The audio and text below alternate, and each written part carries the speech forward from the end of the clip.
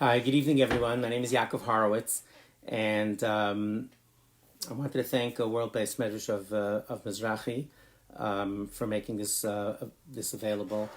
We're going to be talking about making your home an island of serenity amid a sea of chaos, and we're going to have an open and honest discussion about what you could do to make your home a place of menucha, of tranquility, of serenity in a very difficult environment, in an extremely difficult environment. And I'm going to go through a number of things and share some thoughts with you. I'm going to start, so we were supposed to do this on Zoom, so I was going to be in a more professional way on a screen, on a shared screen. But this is called Maslow's Hierarchy of Needs. And it's basically a theory by a fellow named Abraham Maslow. I think it's a brilliant theory. Like all theories, it's not perfect, but really there's an incredible amount of wisdom there. And Maslow's basic idea is that people have human needs, and he divides them into 5 categories and says that they're sequential. And I'll run through them very quickly from the bottom up. Okay, I printed it, with this name here, so you can look it up online if you'd like. Physiological needs means your physical needs: food, drink, shelter. Safety means feeling secure. Love, belonging, relationships, self-esteem, and then self-actualization, which means in Yiddish what we call to steig, to grow, to become all you could be. And Maslow says that if you're missing a lower level, it's virtually impossible to go to the next level. Okay, so that means let's take an example.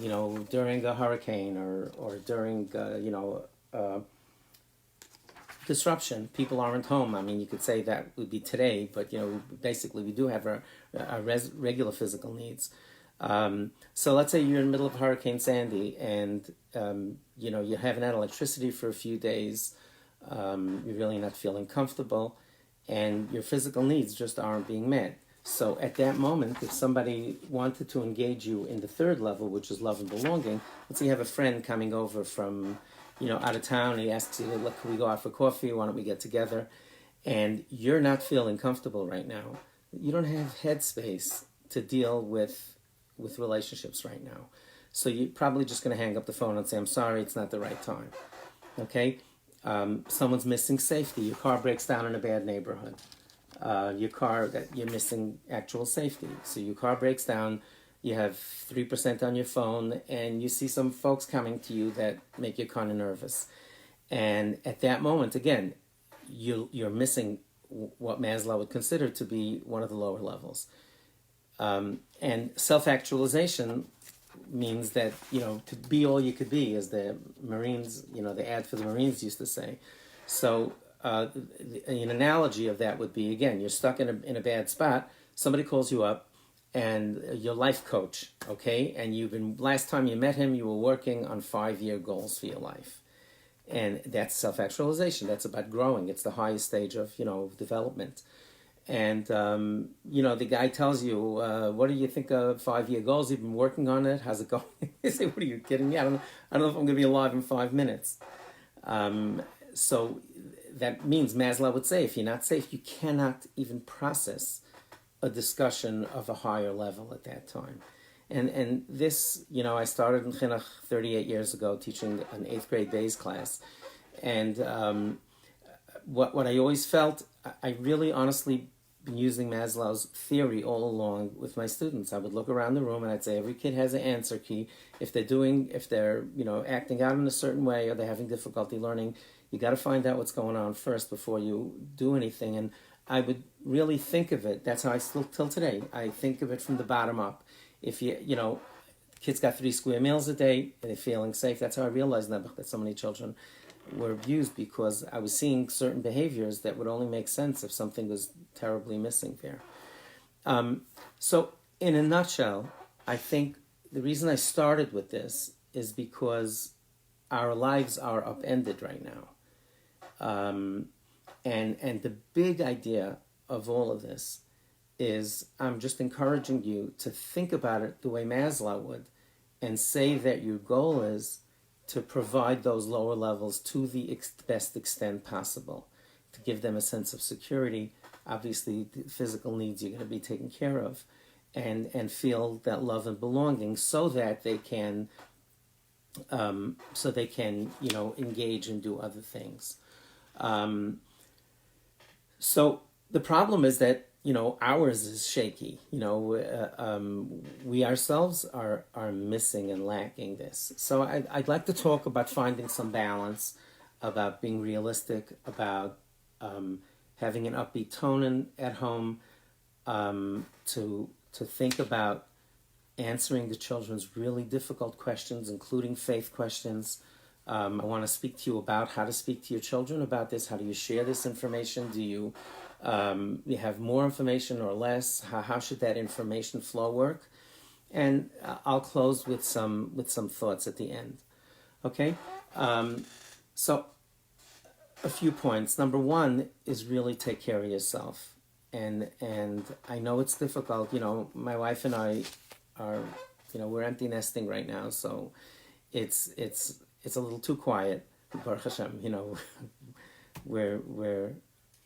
I'm really fortunate to have married my best friend, and I really treasure this time. And by the way, people who don't have that, unfortunately, in their lives, that also presents a very significant challenge.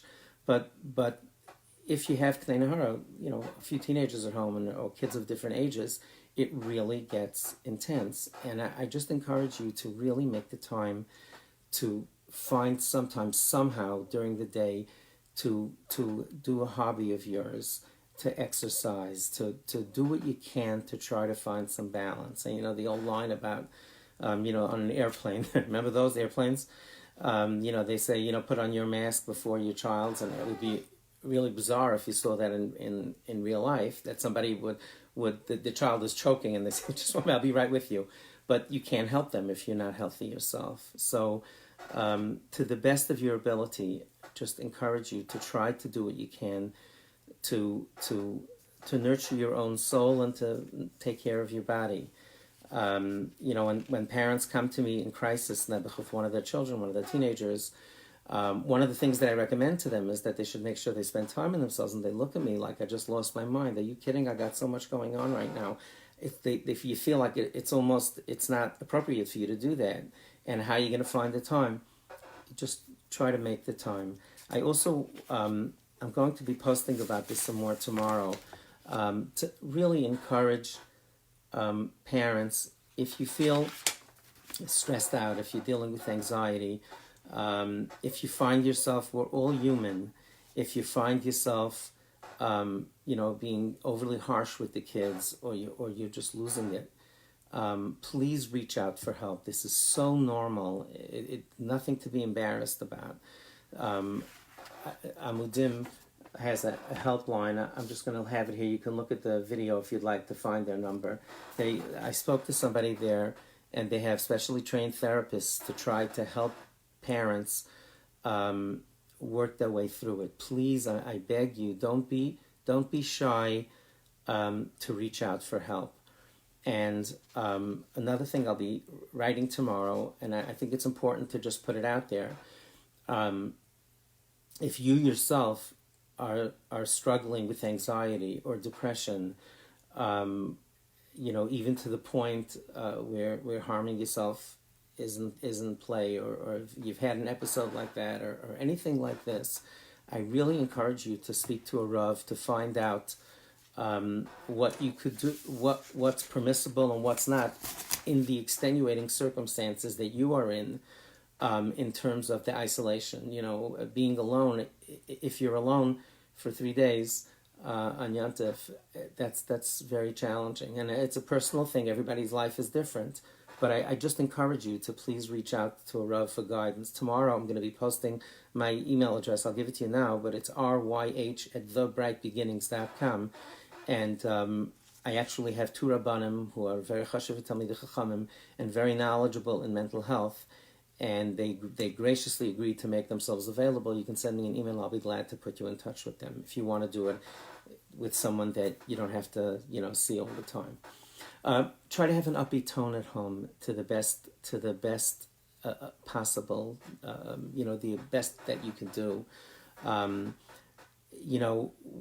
We find solace and comfort in very different things, and very often having music at home helps have an upbeat tone. I know my wife Uri and I were playing constantly right after 9/11 for those terrifying few days and weeks afterwards. We had patriotic songs playing at home. We had 4 preteens and teens then. And we made a lot of effort to try to have an upbeat tone. I'll share with you an extraordinary story that about Rav Mordechai Schwab.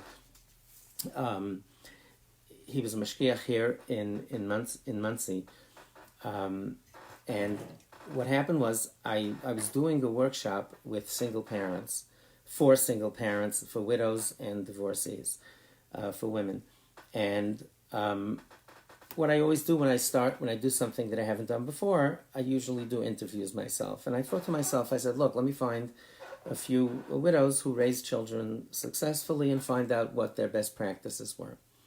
So I made an appointment to sit down with someone who Nebuch lost her husband with a lot of young children at home and really raised wonderful kids. And I called her up and asked if I could interview her. I also asked for yichud purposes that one of her children should be there. So I'm sitting at the table with this woman and her 30-something son. And I asked her, I said, what was the best advice that you, among the other things that I asked her, I said, what would be the best advice that you would give, that you got, what was the best advice that you got as you were going through this period? And she said that she went to Rav Schwab. He's the brother, they both in Gan Eden, the brother of Rav Shimon Schwab, Zech of Washington Heights. So she had a meeting with Rav Schwab, and he told her something that really, surprised her. He said, this is a quote, I wrote it down right afterwards to be accurate and precise. So he told her, he said, that parents always have a blend of rachamim and din. Okay, we're a hybrid. Sometimes we do, nurturing and kind, and sometimes we tell the kids, brush your teeth, don't chew with your mouth open. We discipline them, for doing things. So we balance both of them. Rav Schwab told her that your children have all the din they can handle. Your children have all the din that they can handle. They had a strict judgment from God about losing their parent, losing their father. And he said, you should be all rachamim. And she asked him twice, you really mean that? He said, absolutely. Play music at home. Make sure it's upbeat. Here's the fascinating part. Her son was sitting at the table. He asked if he could listen, and I said, yeah, sure, of course. He asked her, he said, Mommy, I saw him thinking, he said, Mommy, was I in 3rd grade when that happened? And she stopped for a moment, and she said, yes. Why did you say that? She said, we all noticed that something happened. You didn't want to say, Ma, we thought you took happy pills.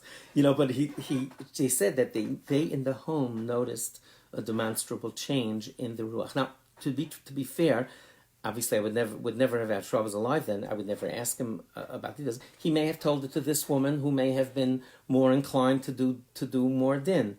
But that's what he said, and I think that it's really important for us to understand that as our children are going through in this sea of chaos, to be much more tolerant, to see to it that we provide, obviously we need to balance things, but to see, I think that Rav Schwab's advice is really good advice, to try to see what we could do to have an abundance of rachamim, of having, an upbeat tone, in our homes.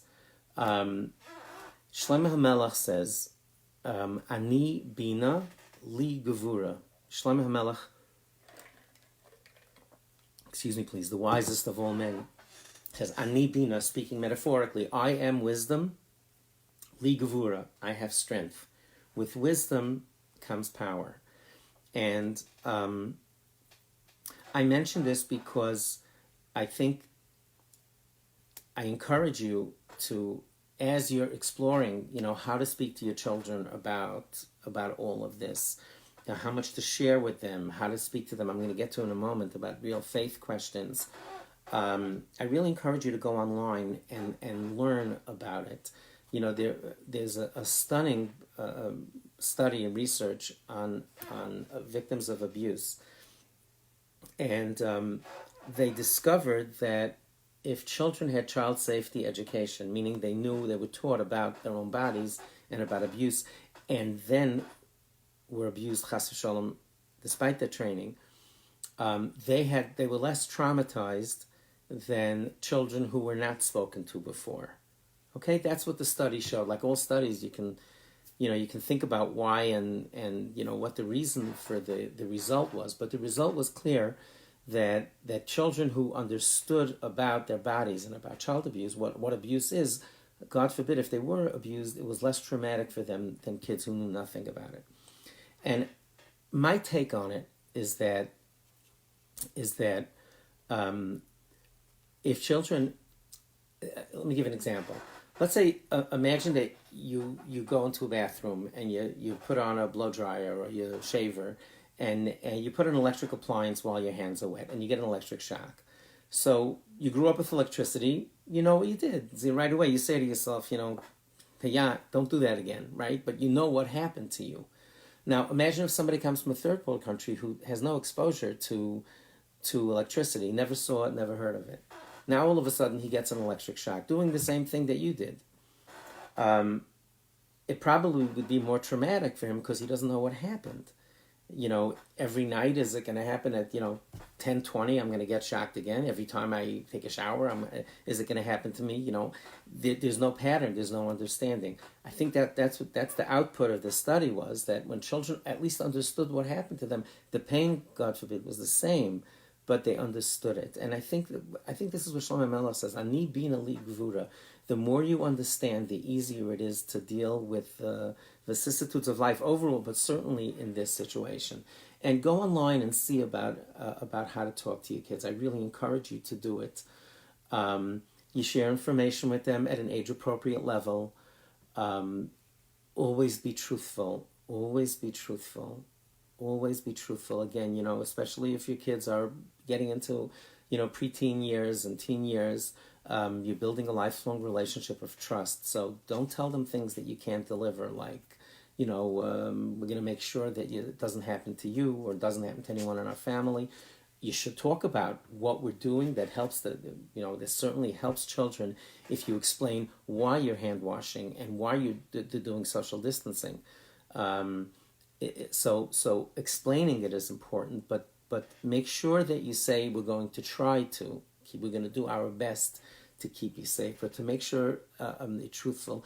Let them talk. Listen, perhaps even more than talking, and ask the children how do they understand it. In other words, people have the same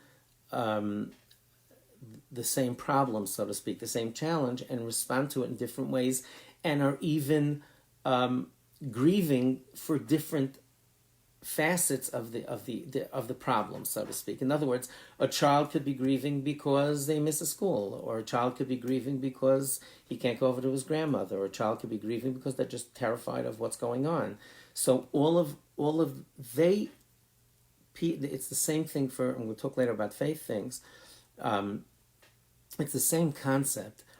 Don't assume that you understand exactly how your child is feeling about a certain subject because you feel a certain way about it. People tend to have very different reasons for being upset about whatever's going on. So, an older child might be terrified of, when's it going to end? Is this going to be like this for, this is the first year I'm going away to summer camp. I can't believe it. We might not even be able to go there. Maybe they're worried about your parnasa, about your livelihood. So all of these things, let them talk to you. Encourage them to talk. Tell them, how do you feel about this? Just listen carefully. And they should feel empowered, but like I mentioned earlier, by doing things like hand washing and other things like that, that helps them feel that, some sense of control. Understand that, after you've researched and after you've learned your talking points, it's not always going to follow the script the same way, the way you think it will, and that's okay. Expect the unexpected. It usually doesn't roll the way you'd like to, but be available to listen. One thing I just mentioned last week in a different talk, after 9/11, I spoke to my Talmidim. We had a growing yeshiva, and I brought in professionals to speak to the kids, and we sent the parents recommendations on how to speak to the kids. But I felt it was important for me to get in front of the kids, and so we had an assembly, and I spoke to them, and I try to do these behaviors, let the children talk and whatever, all the things that we talked about. Anyway, that night, one of a parent called me, and I took the opportunity to say, did Kovi come home and talk about the assembly, and were my words helpful? I wanted to know for next time. I think feedback is so important. So he cracks up. He says, "Listen, I wasn't going to tell you this, Rabbi, but he came home. I asked him how to go, and he talked about your discussion with the kids, and he said, how did it make you feel?" So he said, "I was feeling really well, and Rabbi Horowitz really made me feel good. But the fourth or fifth time that he said we're going to be safe, that really got me nervous." Okay, so I followed the rule book, and it didn't turn out the way I wanted to, and it'll probably be like that also. Anxiety doesn't go in a straight line. Similar to the grieving process, if you see that kids go through a phase, or you yourself to be in touch with your own feelings, it doesn't go in a straight line. Meaning, if you see that one of your children went through an anxious phase, and then they seem to come out on the other side, it doesn't go in a straight line. In all likelihood, they still will go through ups and downs. And just be prepared, and don't check it off your list. Rifki's okay right now. Ahuva's doing fine. You can expect it to come back, and it's experienced differently. Another thing I would encourage you to think about is watch the press conferences now, if you are watching them. The various elected officials have their different styles. I personally am very comforted by listening to Governor Cuomo, and he says things that we really don't want to hear, how it's going to get worse, and he's bracingly honest. He puts it all out there, but he's compassionate and kind and truthful and knowledgeable, and he hands off to other people when he doesn't know. So I think modeling, I would encourage you to think about modeling the various elected officials. Find someone that you feel really comforts you, and think about what those attributes are. Now, should you have the news on or off? It depends. Just like kids grieve differently. Some people are happier, would rather have all the information in all its gory details, and feel that there's nothing that they don't know now. And some people just find it extraordinarily stressful. In our own home, my wonderful wife, Odi, she went news-free. She tells me once a day I should just fill her in. And it stresses her out, and she went off the grid. And it worked very, very well for her. I personally like having more information. So it really depends on your children. I certainly don't think it's helpful for them to keep to have a drumbeat of this news all day. I think if you're going to err, I think to err on the side of caution and give them less rather than more, and explain it in a way that's age appropriate to them. But if the children express the desire, I don't want to talk about it, and you say, no, you need to know. So tell them only what they need to know. And if they ask you for more information, then maybe they'll be comforted by hearing additional information. I want to spend some time talking about faith and dealing with faith questions. I sent this over to Mizrachi, so you can pick it up there, or I believe if you Google Yakov Horowitz with this title, Explaining the Inexplicable, I gave it. There should be a YouTube video of a talk that I gave in Teaneck, New Jersey, in Rabbi Rothwax's shul, Beth Aaron, Rachman al-Islam, right after those three beautiful children, when their bodies were found. They made a community-wide gathering in Teaneck, and I spoke to the mostly on like parenting, how parents should speak to their kids about it. You know, I really davened so hard. How could Hashem do this?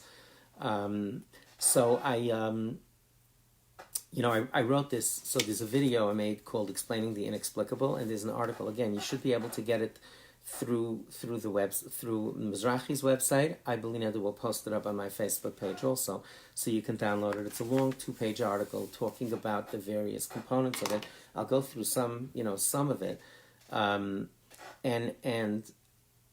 again, I think it's so important that you allow the children to talk to you, and to understand that some kids just, everything Hashem does is for good, and that, some adults are like that. Think of the people forget the kids for a minute. Think of the adults that you know in life. Some of them are perfectly satisfied with that. Baruch Hashem, we have to believe, Yam Zil Tova, it's all for the good, and we just don't know it yet. And some, may Hashem bless all people who have perfect faith and feel that way, but many of us don't feel that way. Many of us are deeply, deeply troubled by things like this. And I hate to, I'll do a Cuomo thing now, and share it's pretty obvious, this is trending in one direction. We might, chas v'chalila, have to deal with a lot worse and tragedies closer to us. And I think it's important as parents. Of course, we hope it doesn't happen. We hope everybody should be safe. All of us. It should end in a moment. But the numbers are trending that way. I think it's important for parents to start reading up on this, how to deal with faith issues. And I'll tell you, just on a personal level, in our yeshiva in Dar Chinoam, Nebuch 4, we lost, Rahman Islam, 3 mothers in our yeshiva over a 12-year period. 3 parents, Nebuch, died from cancer, or had different types of cancer. But, and afterwards, we would bring in grief counsels and speak to the children about it. But I used to hold a Rebbe's meeting after, when we came back to yeshiva after Rahman Islam, after the funeral, and I would tell the Rabbeim that for at least a month, I encouraged them to close an eye if the kids weren't davening. And it absolutely was like that. Kids came into shul, but each of the 3 times, some kids would come in and they would just put their siddur down and not even open it. And they were really on shvita, they were on strike. Because, ironically, the regular daily tefillos, it's hard for an average person, especially kids, to relate to them. And so many kids said, Rebbe, this is the first time in my life that I really, really davened, that I meant it, and I promised that I would do this, and Hashem didn't listen to me. Why should I daven anymore? And that's a whole discussion in and of itself, how to deal with that. But my instructions to the Rabbeim was to give the children the liberty, the law. Don't force them to do something that they're not ready for. Sometimes they just need time, and they might need to talk it out with you. And Moshe Rabbeinu had this question. It's not a question that heretics, that Rabbi Kursam ask. Moshe Rabbeinu, we just read the Parsha recently, after the Chet HaEgel, after Moshe got forgiveness for the golden calf, for the Chet HaEgel, all of a sudden, it seems to be random. Moshe Rabbeinu says, he asked Hashem, teach me your ways. And Rashi explains that because his tefillos were answered and he got forgiveness for Klal Yisrael, he said, now is a good time to ask the question that's always been on my mind. Why is it that that tzaddik v'ralo, sometimes a tzaddik has a difficult life, and rasha v'tovlo. This is a question that Moshe Rabbeinu and Hashem answered him. You can't see it in this life. I think there are a number of approaches to dealing with children about, I write them in greater detail in the piece, and feel free to follow up and learn more about it. It's possible, you can explain it in terms of a longer, that humans have only a finite time here, and we're watching one tiny part of an enormous play, and it's not possible to understand things if you see things in the middle without any context. And many Sifrei Machshava, Svarim, Jewish books on Jewish philosophy, theology, and Sifrei Machshava, and we talk about the fact that, let's say, for example, when you plant crops, it's an act of destruction to take good seeds and put them in the ground, right? You crack an egg, it's a destructive act. It ultimately winds up being for the good. And so that's one way of explaining it. And there's a diametrically opposed way. I'm telling you the truth, honestly. I think that there are some things in life that are a teku. The Gemara sometimes doesn't come to a final conclusion. I stand in awe of people who feel everything Hashem does is for good. To be brutally honest with you, my father died 57 years ago. I haven't figured it out. And I don't think I'm any closer now than I ever was. I think a relationship based on real bitachon means that there are going to be things that I don't understand, and there are tekus in life. And one of the examples that I give when talking to the kids is this. And again, you be truthful to yourself. If you're having discussions with your children, I really encourage you to be truthful to yourself how you really feel. It's okay to tell the kids, I don't understand this, and I have a problem, having a hard time processing it.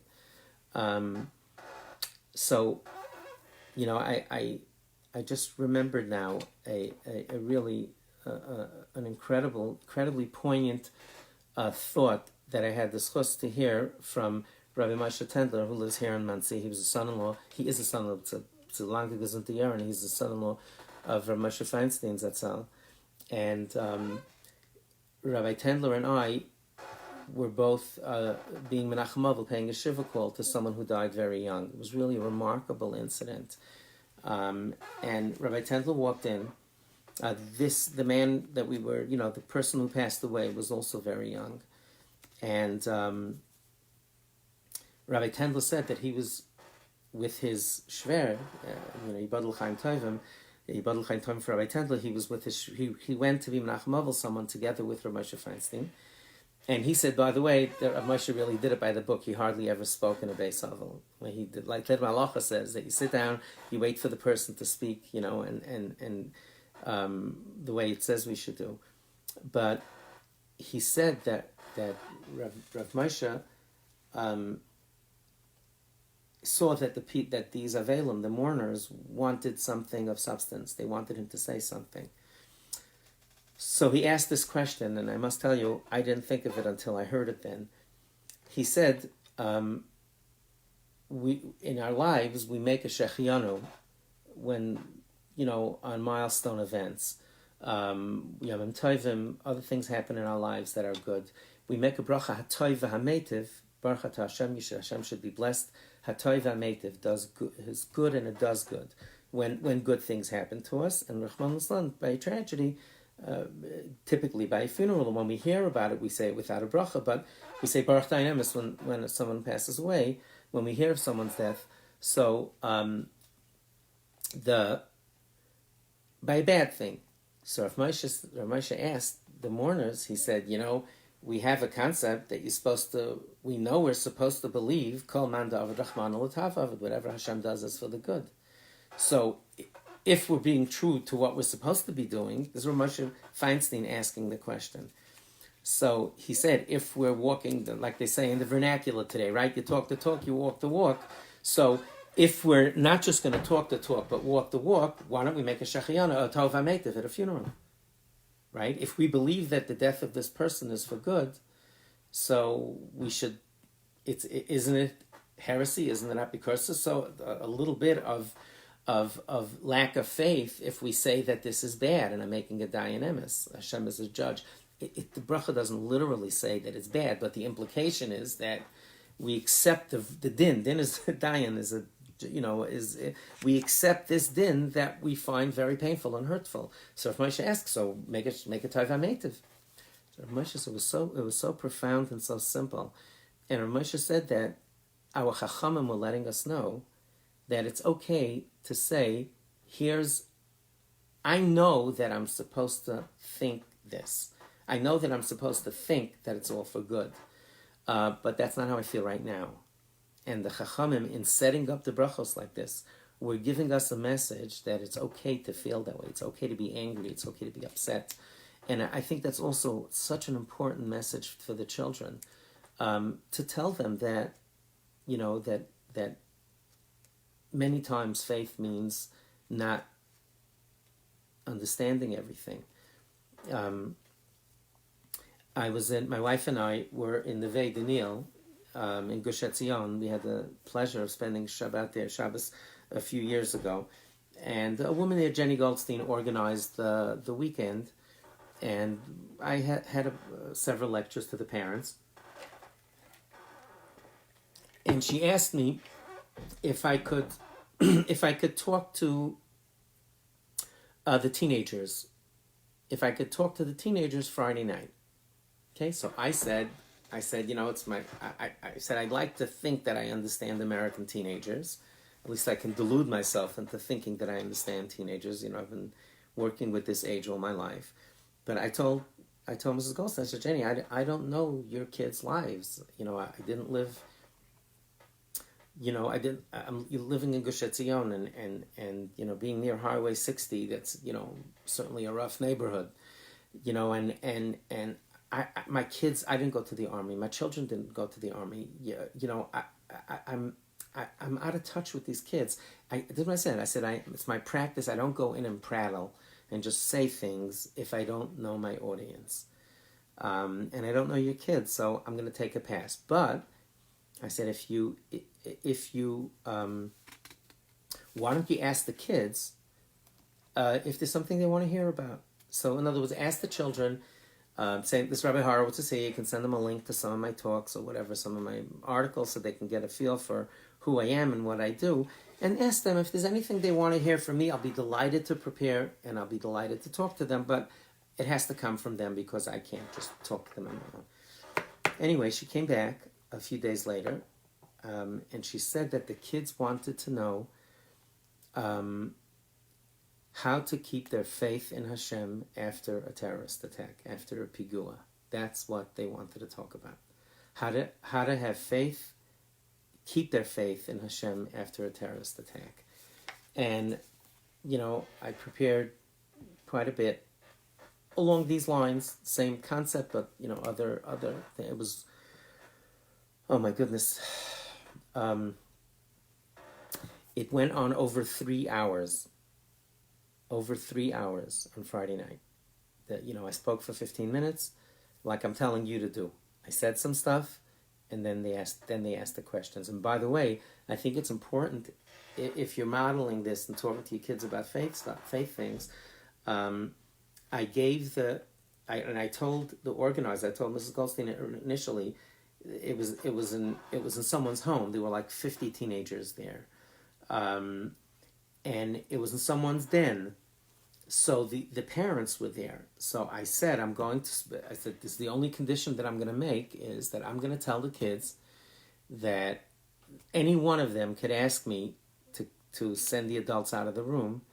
And even if one kid asks me to do that, so they can be honest with what they ask, and we'll clear the room. And I told the kids, you could even just pick up one thumb. Nobody has to see it was you. And I'll clear out the room. So it happens that the kids did not ask, but it went on over 3 hours. And, just remember I said earlier about how people process pain differently. And the kids were talking about Nebuch, being the amazing, amazing, amazing kids. such great values. But they live in a rough neighborhood. And one of the girls said, let me tell you what happened. She said that they lost this girl, I believe, was a senior in high school. So she said, like a year ago when they were junior, a 16-year-old girl, Nebuch, was died of an illness, of cancer. And she said, this girl told me, she said that, I told my friends, finally, a normal funeral. Could you imagine? That's what she said. Finally, we're going to a regular, normal funeral of someone that died of an illness. So this was riding around in the person's mind. And I told them, and I'm telling you to tell your children, that I don't worry about people who ask questions about faith. I worry about the ones who don't ask. They might not ask because they don't have any problems with it, but very often there are questions that are nagging inside and they never got a chance to talk about. So give them the ability to really talk about it. One of the things that I told them, I believe it's in the piece. There's a story of the Baditchev Rav, Rabbi Yitzchak of Baditchev, who was Klal Yisrael's defense attorney and always looked to see good in people. And a very beautiful story is told that a man went into shul one morning, and he opened up the Aron Kodesh. Just a regular day, people were davening. He opened up the Aron Kodesh, and he started yelling at Hashem in the first person, like he was talking to a friend of his, like he was talking to another human being, and yelling and screaming. What happened? His cow had died the night before, and Nebuch, it was the only thing he had. It was the only thing that he owned, and he started yelling at Hashem. He says, "Yeah, tough guy, you're taking my cow, a poor person like me. Why don't you go take from the rich guys? They have hundreds of cows. You had to take mine. You have to start up with a power," and yelling and screaming. And the people wanted to carry him out of shul because he was being blasphemous. He was speaking so disrespectfully to Hashem. And the Baditchev Rav told his community, the people who were upset about this, they said, "Ich bin mekana sein shaychus mit Gott." I am envious of his relationship to Hashem. He talks to Hashem like he was talking to a friend of his. And that was my message to the kids, that asking a question of faith means that you care enough to try to resolve it.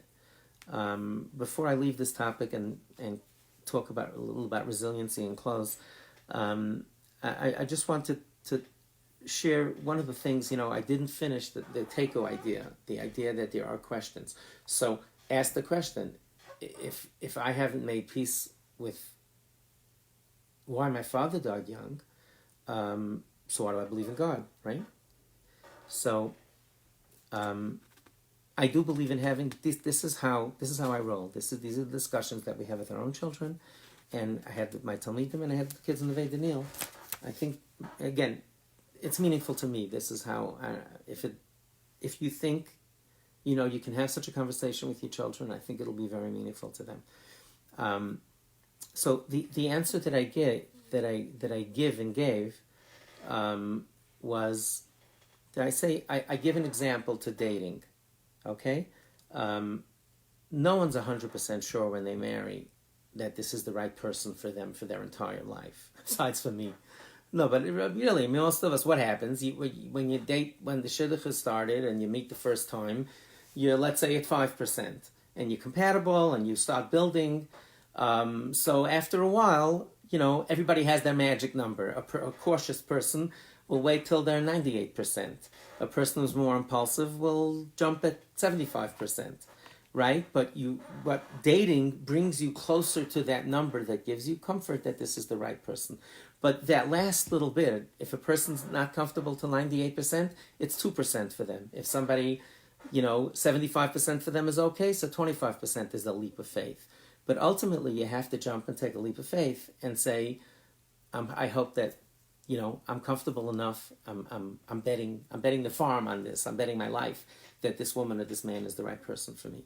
And I really think it's that way in issues of faith. If you believe in Hashem and you believe in the Torah, you're going to have to deal with some tekus that you don't understand. And again, like I said earlier, I hope it doesn't come to this, but I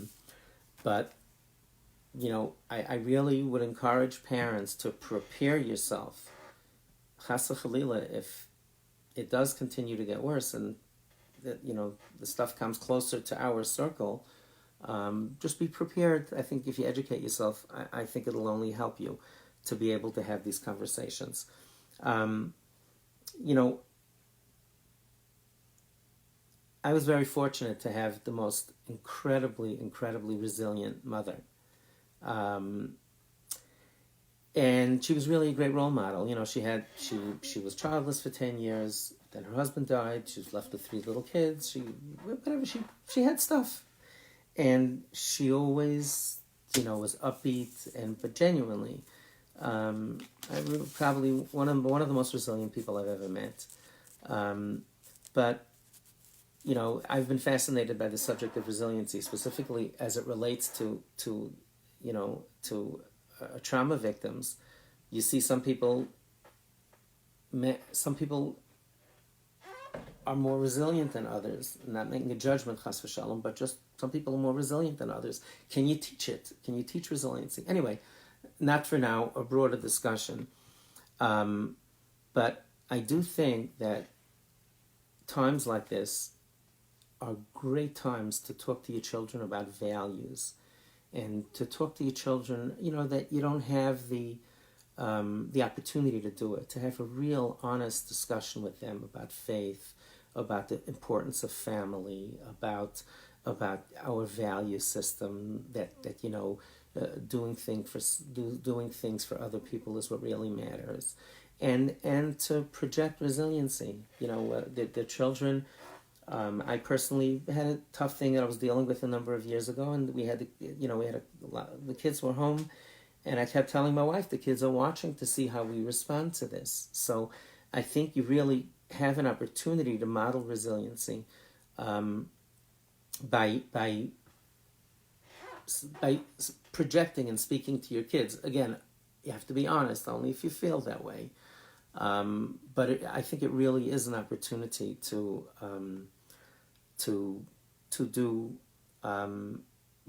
model resiliency to the children. One final thought, and I want to speak on a spiritual level. The social, the social distancing, and the lack of minyanim, and the lack of Jewish life the way we normally practice it. Having a Seder without your parents or grandparents, or us having a Seder without our children, it's jarring and it's different, and it's especially the minyan piece. I've been extraordinarily opposed to this whole house minyan thing. Don't get me started on it. I made a video on it. I beg all of you to keep social distancing completely. But I when I was preparing for an earlier talk I gave on this, I reminded myself of a story. I was having a conversation with a Holocaust survivor many years ago, probably 45 years ago. And he was sharing with me, just talking about his shtetl, about his home, that Nebuch, that area of his life was lost. And I asked him to tell me some what comes to mind when he thinks about a shtetl. And it was interesting. The first thing he told me was he was talking about the Rav, and how the Rav was the Rav of the whole city. They didn't have different shtibul and stuff. They had a Rav of the city. And he was saying what a wonderful role model he was for everyone. So he said, imagine this. He said, that was the first thing he said, that the Rav's daughter became ill, and they needed to make a fire to give her hot water to warm up the home, whatever it was. So the Rabbi, had to chop down some wood. He had to chop a tree or split a log or whatever he had to do. So this man told me that there was a forest behind the house, and the Rav probably did what we would have done in a situation like this. Take the axe, put it under your jacket, go out to the woods, do what you got to do, and come back home. So he said that the rabbi went to the front of his house with his Shabbos clothing on, and in Lithuania, where this was, they had like the Rabbanim had, I believe it was called a plushinahut or something like this. Somebody will correct me if I got it wrong. It was like not a furry, like a velvety kind of hat that the Rabbanim wore. And he was wearing his Shabbos finest. And he went in front of the house and he chopped down the tree, singing Shabbos songs in full view of the entire community. And it looked like he was celebrating, like he was having a grand old time, being Michal Shabbos. And it just, as a kid, and so the rabbi came in to Mincha, and he spoke between Mincha and Ma'ariv. And the kid remembered this speech. And he said like this. He said, many of you may be wondering why I did that. Why did I do the wood chopping in front of everybody? And he said that I did it because the same Torah that tells me to keep Shabbos every week, tells me to violate the rules of Shabbos when it's pikuach nefesh, when a life is in danger. And he said, if these are the Torah's instructions, then I want to do it the simcha. I'm not embarrassed. I'm proud of doing it because I'm doing what the Torah mandates me to do, and I'm besimcha because I'm filling the ratzon of Hashem. I'm following Hashem's instructions, and that thought came to me. The story just popped out. The hamster was running around, and I just remembered that story, and it was very meaningful to me because, we're thinking about life without minyanim and without, large seder with everyone and all of this, and it's very, very different. But it's unquestionable that the Torah mandates that we look out for the people who are vulnerable and who might get sick if we don't do social distancing. And I would humbly suggest that we should try our best to approach at least this part of it, the simcha, like the rabbi did. Hashem wants something different from us now. Hashem wants something different from us